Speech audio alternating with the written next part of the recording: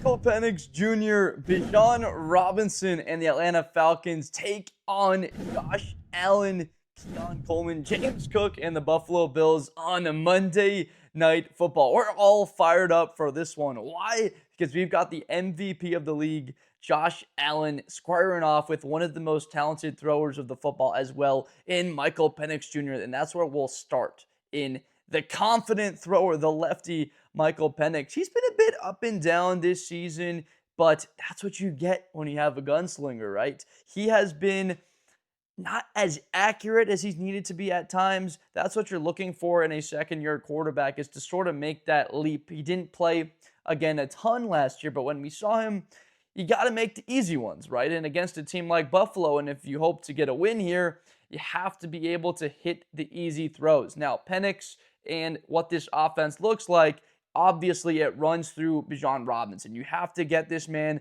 his carries. He's so dynamic, explosive with the football in his hands. It's just he hasn't found the box all that often. He hasn't scored enough touchdowns for Atlanta. This team needs to be better in the red zone, scoring touchdowns, punching it in. I don't think there's any better of an example than, of course, their game against Carolina getting shut out, as well as their struggles against the Minnesota Vikings, just not being able to punch it in. They can have the yards running the football. I mean, Bijan's running for 5 yards a carry on the season. It's just they need to be able to punch it in. They've been forcing teams to bend, but there's been no break to this offense so far coming into this game. I mean, you're 26th in the league in total points. You're kind of lucky to be 2-2 if you're putting up numbers like that so far. The team like the Tampa Bay Buccaneers, you're saying, what, lucky? We should have been in that game in overtime if we don't miss that field goal. Dag nabbit, Koo missing that one. But you get what I'm saying here. You got to be better in scoring points because they are 7th in the NFL in yards a game, 363 yards a game. This is a prolific offense with the weapons. I'll go further into the offense for them, but let's talk about Josh Allen and what was the struggles a little bit against New England. It wasn't not at all that they didn't move the football in New England. That's exactly what they did. The turnover in the red zone from Josh Allen, the fumbles they had, just turning the football over. That's exactly what every coach talks about. We got to win third down, have to execute in the red zone, and cannot lose. We must win their turnover battle, and they lost all 3 of those. They got to be better on sustaining drives. Josh Allen using his legs a lot, putting the cape on as we have become accustomed to him doing. But who would have thought he would have more rushing yards against New England in that game? He struggled at times to be comfortable in the pocket. There's a little bit of pressure from New England up the middle from Milton Williams off the edge. They've got a good player there in Harold Landry. It was just tough for Bills fans to see Stephon Diggs, of course, have 150 yards. What do you have? 151, whatever it was in that game on 10 catches. He has a huge day against you. That hurts. Also, what hurts is that Matt Milano, your all-pro linebacker, looks like he will not be playing in this game. As of the recording of this video, I'm making this video on Monday, he has a bit of a flare-up with that pectoral injury. He's so great in the middle of that defense. Likely don't have him. How does that hurt you? Well, Bijan Robinson in pass coverage, having to cover him out of the backfield. Sure-handed tackling. Milano just doesn't really miss all that many tackles. He's great tackling guys in the open field, in space. He's very consistent at that. So that's a bit of a concern, but it is the trajectory that Ed Oliver will be back, your dominant force in the middle of that defense. Remember, his replacement, TJ Sanders, who you took, this kid out of South Carolina, part of what was a prolific defense for them last year, he has been hurt as well. So you've seen a little bit of an opportunity for teams to gash you. That's where I would try and test if I'm Atlanta Falcons and I'm formulating a game plan against Buffalo as well.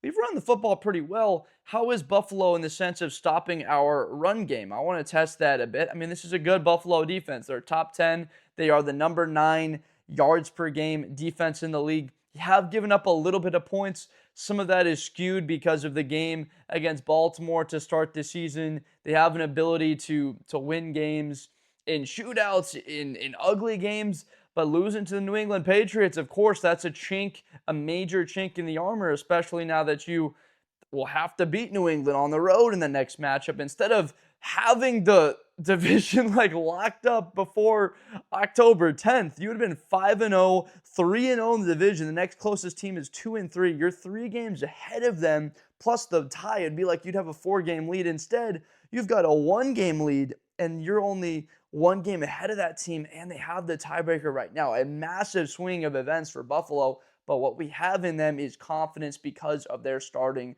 quarterback. Now, I would like to break down a little bit of the weapons here. I talked about it for Atlanta a little bit there with Bijan, but Drake London, it's time to see an impact from him. That's what I'm excited for in this game is the big body wide receivers, Drake London on one side for Atlanta, him getting his opportunities from Pennix, and of course for Buffalo, Keon Coleman. They took this guy because they were expecting him to become the WR1, the wide receiver one of the future in Orchard Park. That they could have this guy win one-on-one, 6'3", 220 pounds, can jump out of a building with like a 41-inch vertical, and that he can overpower people. You just haven't seen that fully translate. You have seen it translate in the past for Drake London. He's an established wide receiver. It's just that it has not been there in the red zone. You'd like him to score more touchdowns. The leading wide receiver through the first 4 games has been Bijan Robinson. For fantasy owners, Atlanta Falcons fans that have Bijan, they're very happy about that. But Drake London's got to be better. Kyle Pitts, the production out of the former Florida Gator, he's certainly explosive. Darnell Mooney looks to be back. He had the injury to the hamstring, so missed a couple of games. Getting him back is pivotal for them going against a very tough Buffalo defense. I see this being a tight game. Look, I'm one of those people that loves weapons. I don't think there's anyone that that dislikes having weapons, too many on offense. But for Atlanta, my question is the offensive line, how they hold up. That Buffalo team that's a bit banged up, I predict that they are able to hold up a little bit and that we can see some points in this game. The expectation for the Falcons defense is that they are going to play some good defense. They are the number 1 ranked defense in the sense of yards per game allowed, 15th in points. They have played good defense so far this season. I think they can do that against Buffalo, but I do not see it quite being enough. Again, this is a very tough Buffalo team, arguably the best team in the NFL, right up there with Philadelphia. Since everybody at the top was losing this past week, you kind of just have to keep the power rankings where they were. The Falcons on the off week trying to get a little bit healthier, getting a guy like Mooney back clearly helps. My question here is the production from the edge guys. The last time we saw these guys in prime time, James Pearce Jr., Jalon Walker. Welcome to the Sunday Night Football party, ladies and gentlemen. These guys were unbelievable. It's like we trade back with the Rams and we get a steal. Good gracious, James Pearce Jr. looking incredible. These guys are just the bona fide athletes with that potential. But then you see the next week, you've got a play where Bryce Young's able to escape to the left side for the first touchdown of the game in the first quarter. Jalon Walker relies a little bit on too much athleticism, gets pushed from the left tackle forward. So a little bit of a mistake. He's got to have a bit more integrity in his rushes and really not allowing a guy like Josh Allen. That happens against Josh Allen. He makes you pay. He's so confident in himself. He doesn't care if he runs for 80 yards or runs for 2 touchdowns. This is the MVP. He's going to take anything and everything that he can get when he sees an opportunity. I think that the Bills win this game by a score of 26-21. I see explosive plays on both sides. Khalil Shakir, we saw production out of Dalton Kincaid against the New England Patriots. His first career 100-yard game. Very impressive. He clearly is turning into a larger role within this offense. It's a bit surprising to me personally that Coleman hasn't been a larger factor. But again, Kincaid, number 1 receiving threat on this team right now over the middle of the field. There's nothing better than a great tight end safety blanket for your team. Some immunity right there. Thank you very much. But can the run game get going? I believe they can get James Cook, the balance that they have with Josh Allen. James Cook's been running for all the yards. He's had a lot of yards so far on the season. He's one of the best in the league. Got to get our man into the box a little bit more. So 26-21, the Bills get the win here. Let me know down below in the comments. Do you think I'm wrong? Do the Falcons pull off the win against the Buffalo Bills? That would be 2 straight losses. Do they get to 3-2?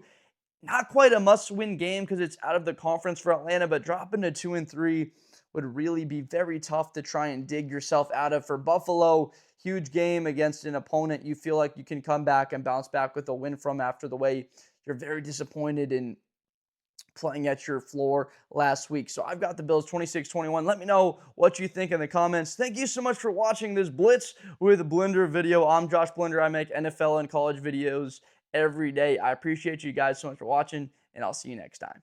Thank you. Best player in college football. That Georgia and Ohio State game, New Year's Eve, is going to be a classic. Josh Blender. Hi, everybody. I'm Josh Blender. To the 40, 35, 30, Espinosa to the 20.